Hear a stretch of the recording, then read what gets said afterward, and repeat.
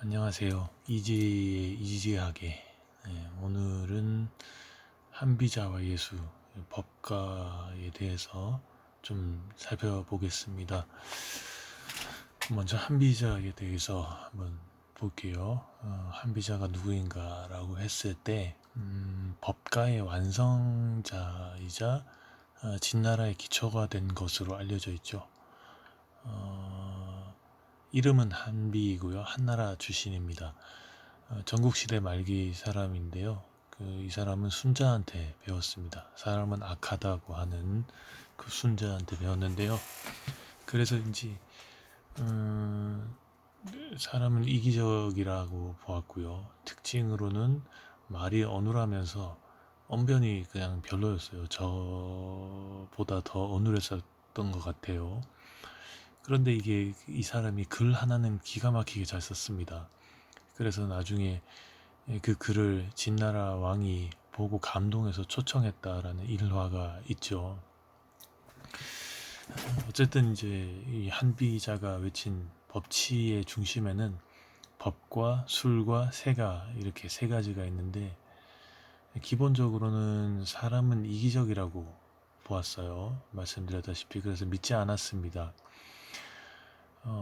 왜냐면 이 사람은 육아를 비판했어요. 왜냐면은 사람은 이기적이기 때문에 이니에지라는 거는 먼 나라 이야기다라고 보았어요. 사실 이니에지 자체는 좋을지 모르겠어요. 그런데 그건 현실을 모르는 애들 속꿉장난 밖에는 안 된다고 보았어요.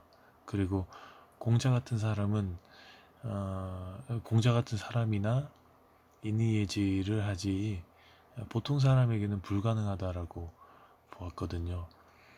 한비자는 이니에지를 이제 말하는 이유는 사람들이 현명한 왕이라는 소리를 듣고 싶어하는 욕심이 있기 때문이다라고 보았습니다. 아마도 시대성이 반영된 거라고 볼 수 있을 것 같은데 왜냐하면은 그 시대가 전국 시대였거든요.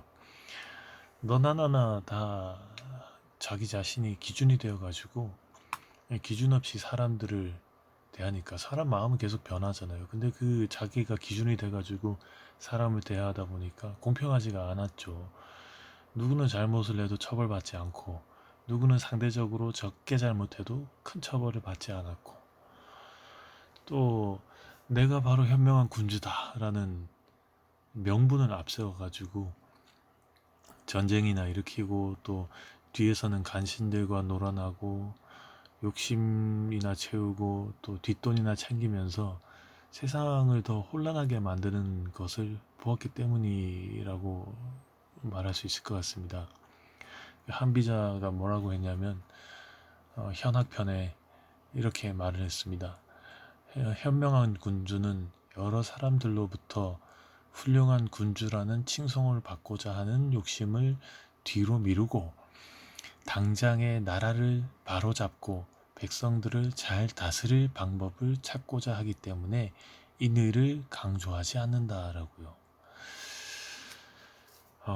그래서 강력하고 절대적이고 실질적이고 절대 흔들지 않는 보편적인 그런 기준이 있어야 됩니다. 그것이 바로 법이고요. 법대로 한다면 귀족이든 노비든 차별할 일이 없죠. 밀란이 일어날 일도 없고 어떤 상황이든 이해관계든 흔들릴 일이 없습니다. 그래서 불공평하다라는 목소리가 나올 일이 없습니다.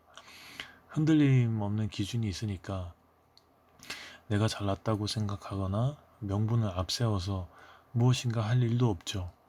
그렇기 때문에 간신들도 득세할 수 없고 백성들은 믿겠죠. 신의를 얻어서 나라가 부강해진다. 그렇게 믿었습니다.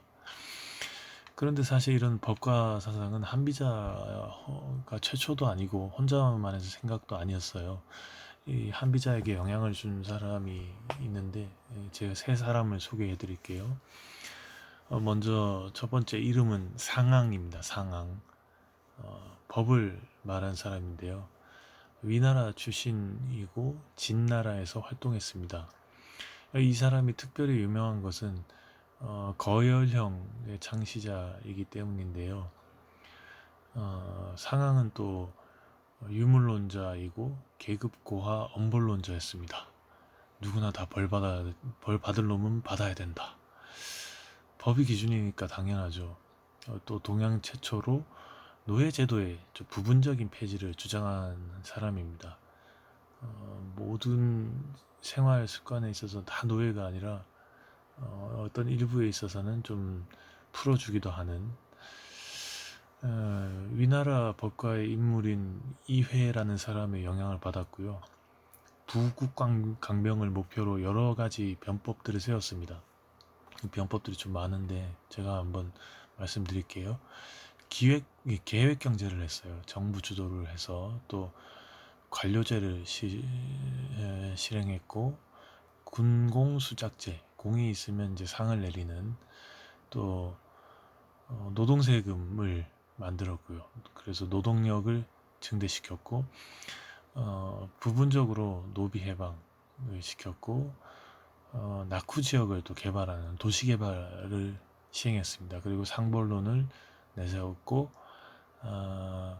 상업이 너무 발달하다 보니까 농업이 천대시 받는 약간 그런 것들이 있었거든요. 그래서 농업과 산업의 균형을 위해서 상업을 약간 억제하는, 왜냐하면 장사꾼이 돈을 너무 많이 벌면 법 시행하는데 좀 문제가 생기잖아요. 로비 들어오고 이러니까. 그래서 상업을 억제했고 부유층한테 세금을 좀 많이 매겼습니다. 그래서 소득을 분배했고요. 또 구시제 전통을 타파했습니다. 악습이나 구습들을 찾아내서. 그리고 오가작통법이라고 해서 5세대가 한 조로 해서 납세와 징병을 합니다. 공평하게. 또 마지막으로 20등작제라고 해서 자기가 공을 세운 만큼 계급을 하사하는 20가지 계급을 만들었어요. 그래서 그 계급을 하사하는 그런 제도를 만들었습니다. 상황이 강조했던 것이 무엇인가? 그 상황의 말을 한번 읽어 드릴게요. 이전 세상은 정치 이념이 달랐는데 어찌하여 옛것을 본받는다는 말입니까? 복희와 신농의 제왕 때에는 교화만 있었고 주벌은 없었습니다. 황제와 요순의 제왕 때에는 주벌은 있었으나 연좌는 없었습니다. 문왕, 무왕 시대에 이르러 시대에 맞추어 입법을 했고 사례에 근거하여 예를 제정했습니다. 예와 법을 시대에 맞게 정했고 법령은 적합성을 따져서 제정했습니다. 따라서 저는 말합니다. 세상을 다스리는 방법은 한 가지일 수는 없고 국가의 안녕을 도모하는 일은 반드시 옛것을 본받을 필요는 없습니다. 그런즉 옛것을 반대한다고 해서 반드시 비난할 수는 없고 예를 답습한다고 해서 그다지 찬양할 만한 일은 못 됩니다. 무슨 말이냐면 시대성이 또 반영된 거죠. 혼란한 세상이었고 중심 없이 너나 나나 힘자랑하고 지식 자랑하느라 세상이 개판인데 인의예지와 같은 한가한 소리나 하고 앉아 있을 때가 아니라 강력한 상벌을 통해서 또 통제를 통해서 모두가 갱생되어야 한다는 그런 말입니다. 그러려면 잡생각을 못하게 해야 되고요. 그래서 이제 진시황은 이 가르침을 받아서 분서갱유를 단행했죠. 어쨌거나 그래서 한비자도 다스릴 기준이 필요하다고 보았습니다. 그 기준이 되는 것은 무엇이냐? 말씀드렸던 법이 됩니다. 법. 먹줄은 굽은 나무 위에 그린다고 해서 쭉 곧아야 하는 선을 굽혀주지 않는 것처럼 법은 신분이 아무리 높은 사람이라도 그에게 아부하지 않는다. 법을 적용하면 불공평할 것이 없죠. 행동 규범도 달라질 것이 없고 다 통일되기 때문에 세상이 안정이 되죠. 그리고 이 법을 모든 백성들이 알도록 공포를 해야 된다라고 말했고요. 그래서 그 내용을 알지 못하는 사람이 없어야 되죠.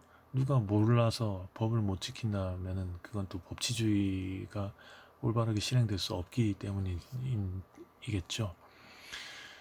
모든 사람들이 법을 알고 나라에서는 법을 분명하게 집행하고 상벌을 확실하고 엄하게 주면 모든 세상 사람들이 순리를 저버리고 문란해지는 것을 막을 수 있다라고.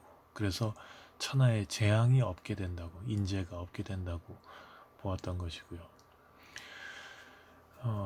그래서 법을 이 한비자는 이제 중심으로 삼았습니다. 그리고 두 번째로 한비자 이전에 한비자에게 영향을 주었던 인물 두 번째로는 신도라는 사람이 있습니다. 이 사람은 세를 말했는데 세는 이제 세력을 말합니다. 사람을 모아서 다스리는 데 있어서 중요한 것들을 강조했어요. 특히 이제 기준에 따라서 상을 내리거나 벌을 내리는 것에 대해서 누가 어떻게 상벌을 내려야 하느냐 이것을 말했는데요. 신도는 조나라 출신이고 법치를 주장했고 옳고 그름을 다투는 그 의론을 모두 상대적인 것으로 보고 하나로 돌아가야 된다 라고 보았어요. 그래서 세를 말했는데 세라는 것은 아까 법이 기준이었다면 이 세는 기준을 실행할 수 있는 방법입니다. 의지하는 것이 있느냐 없느냐가 문제인 건데요. 무엇을 의지해서 상을 내리고 벌을 내리고 이것을 중요하게 생각했어요. 뭐 한비자가 이 세의 가르침을 받아서 이렇게 정리를 해놓은 게 있는데 뭐라고 했냐면은 한비자 이병편에 이렇게 나옵니다. 호랑이가 개를 가볍게 제압할 수 있는 이유는 호랑이에게 날카로운 발톱과 이빨이 있기 때문이다. 호랑이가 발톱과 이빨을 버리고 개가 그것을 사용하도록 한다면 오히려 호랑이가 개에게 굴복하게 될 것이다. 군주도 이와 마찬가지로 형벌과 은덕을 가지고 신하를 부려야 하는 것이다. 이렇게 얘기했고요. 또 팔경편에는 이렇게 얘기했습니다. 처벌은 엄중하게 해야 백성들은 그것을 두려워하게 되며 나무람은 호되게 해야 백성들이 그것을 부끄럽게 여긴다라고요. 그런데 여기서 중요한 것은 상을 내릴 때는 반드시 왕이 내려야 돼요. 그리고 벌을 내릴 때는 신하를 통해서 내립니다. 왜냐하면 상을 신하가 내리게 되면 어떻게 될까요? 아마 백성들이 신하를 의지하게 될 수도 있겠죠. 또 벌을 왕이 내리게 되면 백성들은 어떻게 생각하게 될까요? 왕을 두려워하거나 싫어할 수 있게 되겠죠. 군주의 위엄을 세워야 하는 그런 방법, 법을 집행하는 최종 단계에 있는 사람의 위엄을 지키는 방법, 그래서 실행할 수 있는 방법을 말했습니다. 그리고 이게 세 번째 인물은 신불해라는 사람입니다. 기술을 할 때 그 술에 대해서 말했습니다. 신불해는 한나라 재상 출신인데 형명, 그러니까 형벌의 종류와 명칭을 세웠습니다. 이 술은 말씀드렸다시피 기술이나 방법을 말하는데 옛말에 인사가 만사라고 했죠. 인사를 중요하게 생각하는 거죠.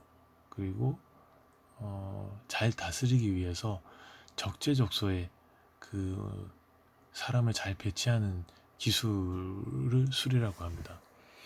그래서 술은 한비자는 이제 기준을 지킬 수 있는 방법이라고 생각했던 것 같아요. 한비자는 뭐라고 말했냐면 8경편에 한 사람의 힘으로는 많은 사람을 당하지 못하며 한 사람의 지혜로는 모든 것을 파악하지 못한다. 또 정법편에는 술은 신하가 가진 능력에 따라 담당할 관직을 합당하게 내리고 명분에 따라서 그가 거둔 실적을 엄격하게 따져서 묻고 죽이고 살리는 권한을 손에 쥐고 여러 신하들의 능력을 잘 살펴보는 것이다 라고요.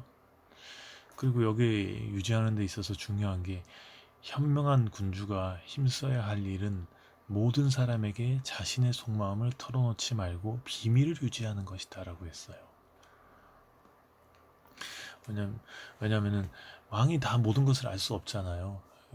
신하들을 통해서 의견을 듣고 그 소리를 듣고 결정을 하는 그런 자리에 있을 텐데, 왕은 아부나 아첨 또 간신을 곁에 두게 되면 이 눈이 멀게 되고 귀가 멀게 되죠. 그래서 그것들을 두지 않고 올바른 법 집행을 하기 위해서 자신의 속내를 보이면 안 된다는 거예요.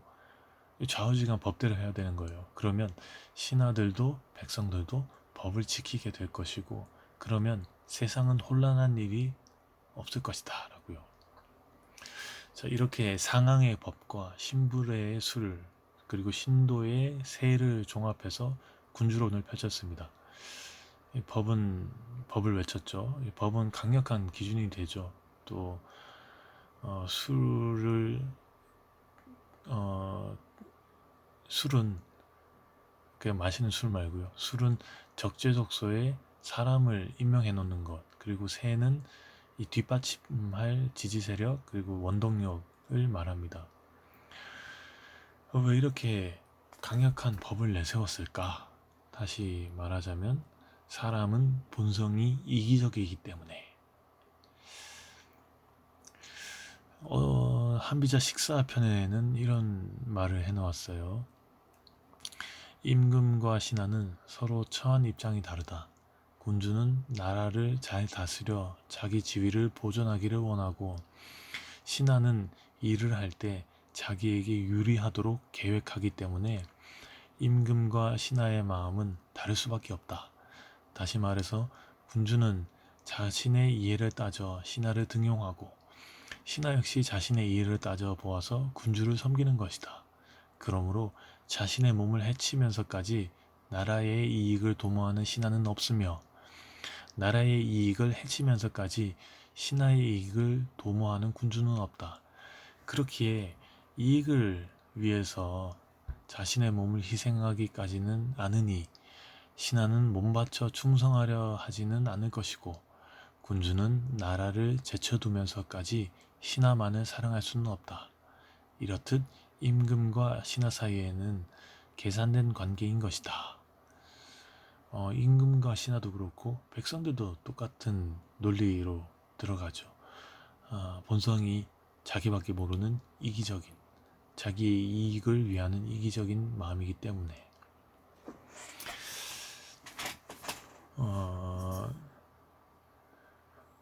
그런데 이 한비자는 이렇게 강력한 군주론, 법치주의를 얘기를 했지만 안타깝게도 자살을 하게 되는 그런 아름답지 못한 그런 결말을 맞이했어요.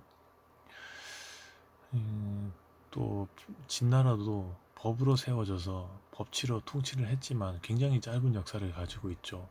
기원전 221년도에 진나라가 통일이 한 중국이 진나라로 통일이 되었지만 기원전 206년도에 멸망을 합니다. 진시황은 통일 후에 국가 바탕을 튼튼히 세웠어요. 법치주의로. 그런데 이제 대규모 토목 사업을 진행하는 바람에 민심을 잃었고요. 불로초 사건도 있고 분서갱유도 한 몫을 했습니다. 그리고 이제 진시황의 뒤를 이은 사람들이 환관들의 농간에 다 놀아 나왔어요. 그래서 국가 재정을 낭비하고 가세 부담을 늘렸고, 불만이 생기니까 나중에 무장봉기가 일어나서 밀란도 일어났고 건국 15년 만에 멸망하게 됩니다. 강력한 법가 사상은 나라를 세우는 데는 우수했어요. 그런데 이미 세워진 나라에 대한 통치수를 유지하는 데서는 세와 술은 있었지만 그것을 지키는 게 참 힘들었던 것 같아요. 지속적인 편법과 이런 불이익 또 불공평이 난무하다 보니까 나라가 망했다는 평가를 받습니다. 그런데 법은 법대로 역할을 하긴 했던 것 같아요. 근데 다만 아무리 법이 있다 해도 그걸 이행하는 사람이 중요한 것 같다는 생각이 드는 건 예나 지금이나 똑같은 것 같습니다. 그리고 법에 대한 해석의 정도도 사람마다 다르게 될 것 같아요. 애초에 법을 세워서 통치하려는 의도가 무엇이었냐라고 하면 혼세를 좀 잠재우자 이런 의도겠죠. 윤리와 도덕으로도 도저히 방법이 없다 보니까 차라리 강력한 기준으로 세상을 좀 조용하게 통제하자. 좀 싸우지 않고 사람들이 살아갈 수 있도록 좀 만들어 보자. 이런 정신이었는데 그것이 바로 법과 술과 세였는데 그 정신이 사라진 것이 문제였던 거죠. 구약 성경을 보면 출애굽기 후반과 또 레위기와 신명기에 여러 기준들이 있죠. 이집트로부터 자유를 얻은 그런 이스라엘이 이제 자유인으로 살아가는데 있어서 필요한 야훼의 기준을 알려주는 대목들입니다. 제사를 어떻게 지내는지, 성막은 어떻게 만드는지, 아픈 사람은 또 어떻게 처신해야 되는지, 범죄자를 어떻게 처리해야 되는지, 무엇을 먹지 말아야 하는지 뭐 아주 세세하게 나열을 해 놓았습니다. 그리고 이것을 율법이라고 부르죠. 야훼께서 친히 하사하신 이스라엘의 법입니다. 만약 이것을 어길 시에는 얄짤없습니다. 처벌하거나 형벌을 받거나 대가를 치르거나 죽습니다. 이 율법은 신약 시대에서도 전해지죠. 율법학자, 바리새인, 제사장, 사두개인 뭐 이런 사람들 통해서 말이죠. 이 사람들은 야훼의 율법을 가르치고 실행하는 사람이었죠. 그런데 예수는 왜 이렇게 비판했을까? 올바른 일을 하는 건데 신학자분들의 견해를 따르자면 사실 율법의 의미는 사람이 사람답게 살도록 하기 위한 것이었죠. 율법은 우선 자유인이 된 이스라엘이지만 노예였던 적이 있으니까 그것을 잊지 말고 노예가 된 사람들, 또 특히나 고아와 과부와 나그네를 잘 하라는 의미가 있겠고요. 그리고 모든 사람은 하나님 앞에 평등하다라는 거죠. 상벌은 사실 하나님의 몫입니다. 그런데 사람이 그것을 처리하다 보니까 사적인 감정과 이해관계가 들어간 것이죠. 그리고 또 죄인은 영원한 죄인이 아니죠. 벌을 받고 나면 또 속죄제를 지내고 회개하고 나면 괜찮아지는 거죠. 이것은 또 다른 기회를 다시 주는 것이고요. 그런데 이게 변질되어 가지고 죄 짓고 제사 지내기만 하면 된다라는 생각으로 변질되기도 하고 또 이것을 이용해서 사익을 취하는 태도가 생기기도 하고요. 또 가짜 회개가 만연하기도 했죠.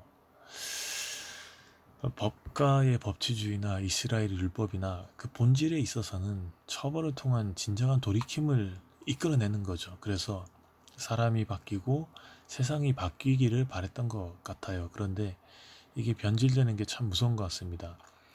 속절없이 그렇게 단시간 안에 나라가 망해서 사라지는 것, 그리고 또 처벌 자체가 목적이 되어버리고 이해관계가 형성되는 것을 보면 말이죠. 일부 극단적인 사람들은 구약과 율법을 부정해야 된다. 야훼는 막 나쁜 놈이다. 막 그렇게 얘기하면서 또 예수 또한 율법을 부정했다. 뭐 이렇게 말을 하기도 하는데 그런데 예수님은 이제 율법을 부정한 것이 아니라 율법의 원래 의미를 다시금 알려주는 것이겠죠. 지켜야 할 이유, 어떻게 유지할 수 있는지, 율법을 또 하나하나 지켜갈 수 있는 원동력은 무엇인지, 너 자신은 어떻게 해야 되는지, 하나님은 너희를 사랑하신다라고 말하시면서요. 그 사랑을 지켜나가기 위해서는 기준이 있는데 그것이 율법이고 그 율법의 기준은 다시 기회를 주고 소외되는 사람이 없게 하면서 너희들끼리 싸우지 않고 살게 하려는 그런 목적이 있다. 이런 것을요. 최근에 한 법을 기준으로 살던 대선 후보께서 교회에서 열심히 기도하면서 예배드리는 그런 기사가 있었죠. 그 기사에서 자기도 굉장히 열심히 교회 예배를 드리고 주의를 성수하고, 또 게다가 자신의 아내는, 그 유지로 말씀이 많은 그 아내분께서는 구약을 다 외울 정도라라고 하는 인터뷰가 있었는데, 좀 생각을 하게 만드는 것 같아요. 중요한 것은 법을 얼마나 세세하게 많이 잘 아느냐, 또 잘 지키느냐, 그 법대로 잘 처분하고 다 처리하느냐, 그게 아니라 법의 의미가 무엇인지, 목적이 무엇인지를 잘 알고 그것을 지켜나가는 것 같습니다. 법을 지켜나가는 데 있어서 나에게 들어오는 유혹, 또 이런 것들을 잘 이겨내고, 사익을 좀 물리치고 내 욕심을 좀 많이 물리치려는 그런 정신이 좀 많이 필요하구나 생각이 듭니다. 그러고 보면 복음도 예수 믿으면 된다라고 하지만 그 세세한 기준에 있어서는 굉장히, 우리 삶에 있어서는 굉장히 지키기 어려운 것들이 많잖아요. 이런 것을 생각하다 보면 이 나를 지켜가는 방법을 또 하나 알게 되었구나라는 생각을 또 해봅니다. 한비자가 말한 나라가 망하는 47가지 사례들이 있는데요. 꽤 많죠. 그 중에 몇 가지를 읽어드리면서 마무리하도록 하겠습니다. 법령과 금법을 가볍게 여기고 모략과 꾀에만 힘쓰고 나라 안의 정치는 황폐하게 만들고 나라 밖의 외교와 원조에만 의지하면 그 나라는 망한다. 여러 신하들이 쓸모없는 학문만을 익히고 귀족의 자식들은 변설을 즐기며 장사꾼들은 재화를 나라 밖으로 빼돌려 쌓아놓고 백성들은 나라 안에서 곤궁하게 지내면 그 나라는 망한다. 임금이 탐욕스러워 만족하지 못하고 이익을 가까이 하고 좋아한다면 그 나라는 망한다. 임금이 잔혹한 형벌을 가하는 것을 좋아해서 법령을 마음대로 휘두르고 변설을 즐겨 그 실용에 힘쓰지 않으며 아름답게 꾸민 글에 빠져서 그 공로를 돌아보지 않으면 그 나라는 망한다.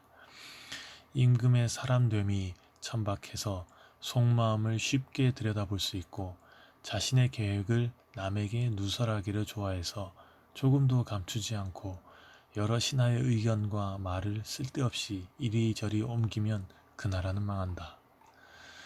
임금이 조그마한 실수로 법을 어긋나게 만들고 사사로운 일로 공사를 그르치게 하며 법률과 금령을 쉽게 바꾸고 시와 때를 가리지 않고 명령을 내려 백성들이 어느 쪽을 따라야 할지 갈피를 못 잡게 되면 그 나라는 망한다.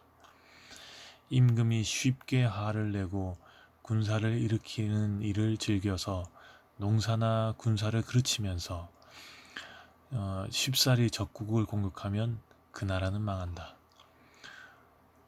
대신의 자리가 지나치게 높고 귀하게 되면 그를 일방적으로 따르는 지지자가 많이 생겨나 무리를 만들어 강해진다.